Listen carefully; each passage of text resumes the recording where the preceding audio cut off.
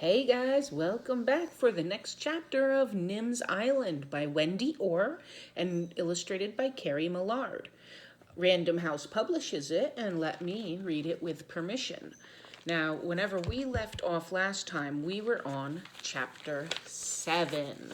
If you missed any chapters, please stop, go back to my channel, catch up on any of the chapters you missed, and then come on back and join us for chapter 7. I see Fred sitting atop a rock. Looks like we got some sciencey stuff, some bananas. Let's see what goes on with Nim this time. From the top of Fire Mountain, you could feel like a frigate bird, floating strong on the winds and seeing everything you wanted to see. You could see the island's shores and beaches, and the grasslands and the cliffs and the rocks and the forest. You could see far, far over the sea, every way that it rolled to the ends of the earth. Early next morning, Nim whistled for Fred and hugged Selkie goodbye. "I'll be careful," she promised. Then she checked that her spyglass was around her neck to look for Jack, dropped a notebook and pencil in her pocket to write things down for Alex, and packed 2 bananas, a piece of coconut, a pancake bread, and her bamboo cup into her backpack for a picnic along the way. Smart thinking. And she set off to climb Fire Mountain. She stopped at the pool to fill her cup and shoved its bamboo lid back on tight, then climbed on up past the top of the waterfall, following the creek through tangling vines and fly-munching flowers. The air steamed and sweat dribbled. "Get down and walk, Fred," said Nim. But Fred liked being carried, and he sprayed a cool saltwater breeze across her neck. "Okay," she said, "but we'll stop for a rest." The creek was shallow and warm, but they flopped in, and it trickled over their hot bodies. Nim lay on her back and peeled a banana. Fred stared at the coconut. "Later," said Nim. Fred tried to sulk, but it was too hot to bother. They climbed higher, and the ground was gravelly and black. The plants were gray spikes, and the creek disappeared. Then there were no plants at all, just bubbling steam and the rotten egg smell of the hissing stones, but 100 times stronger. "Phew!" Nim coughed, and Fred sneezed a pathetic spray. Long, long ago, the top of Fire Mountain had been a round green peak. Then, one rumbling, earth-shaking day, it had poured out its heart of boiling, rolling, melting lava, and the round green peak had been blown away. Now the top of the mountain was a sharp gray point with a great smoky crater yawning below.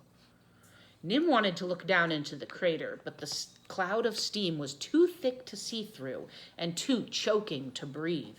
And the longer she stood on the rocks, the hotter they got. So she had to hop from one foot and then on the other, and then she had to run out of the smoke and away from the heat to the very top of the mountain.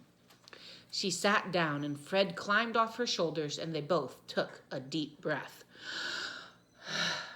"Picnic?" asked Nim, and they shared the coconut and the water. Then Nim ate her bread and the other banana and looked all around. No matter which way or how far her spyglass stared, the ocean was empty. There was no white sails or anything else that could be Jack's boat. Nothing but a frigate bird winging steadily out of the western sea. "Maybe he'll bring me another message," thought Nim. But first she was going to be Alex's island eyes. Far below her was the top of Frigate Bird Cliffs, then Turtle Beach's pale gold sand, the grasslands and Shell Beach and the hut. On to Sea Lion Point and Keyhole Cove, then the grim black lava rock that stretched all the way back to the far edge of Frigate Bird Cliffs. The island was built in layers, Nim thought, beach and rock, grassland and rainforest, and last of all, the rocky Fire Mountain cone. She picked up her notebook and pencil, but before she could start to write, the ground began to tremble. Then the earth roared, and the mountain bellowed, and an explosion of red covered the sky. The fountain of lava, red and bubbling, shot up from the middle of the crater. Red and gold stars, hot and boiling, sprayed over the mountaintop.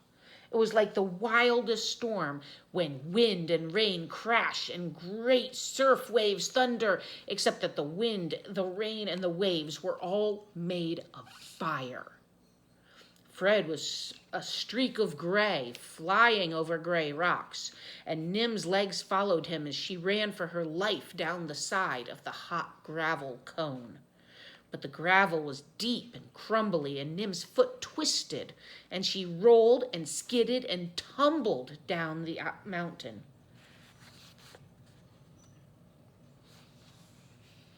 She picked herself up and went on running, met Fred by the creek where they'd had their first rest, and they splashed on through and ran some more.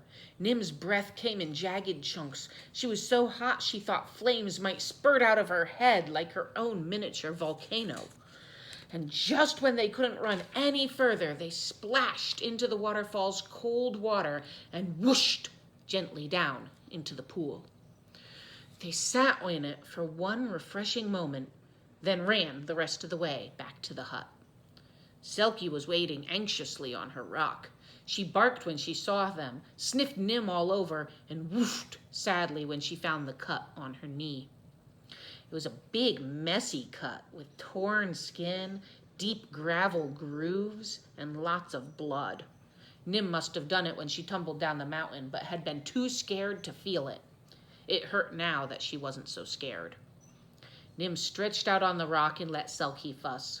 She stared up, and Fire Mountain was still shooting scarlet stars, a glow of red on the gray cone, but the lava hadn't followed them, and they were safe at home.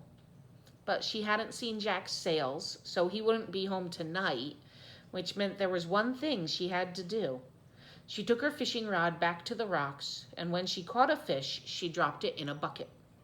Because sometimes Galileo came when he was called, and sometimes he didn't, but he always came if he saw a fish. Dear Jack, today I climbed Fire Mountain to see if you were coming, but you weren't. I didn't do any science measurements or write anything down because the volcano erupted when we were at the top. If you think Fred can move fast for Coconut, you should see how fast he can run away from an exploding volcano. I think I can see Galileo now, so I'll say goodbye. Love, as much as Chica loves soccer, Nim. A frigate bird came closer, and it was Galileo, so Nim danced the fish in the air and called his name. Galileo swooped low and stayed long enough for her to pull out the letter that was tucked in his band and stick hers in instead. Thank you, Nim called as the big bird soared up to his nest on the cliffs, and she unrolled Jack's letter. Dear Nim, worked out best way of fixing rudder is to drill hole through tip. Not easy underwater. Pass a rope through the hole and steer with rope. Have drilled hole, but had to jump out before I could get the rope through it.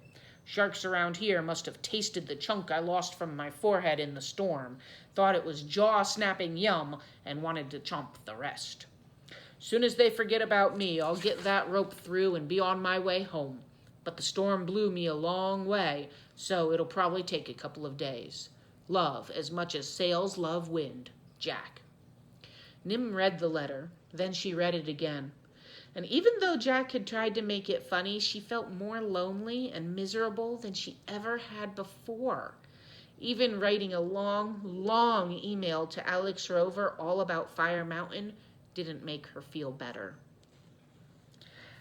I can understand why Nim feels upset. I mean, something scary happened and she had no grown-ups at all that were there to help. I'm a grown-up and sometimes I want a grown-up to help when something scary happens. Well, hopefully we will hear from Jack again soon. I'm glad that we heard from him this chapter, even though it did make Nim feel a little sad and alone.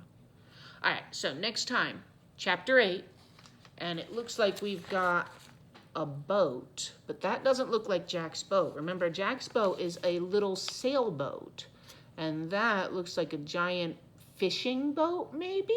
It's got some satellites on it. I guess we'll find out next time. Thanks for coming. Bye.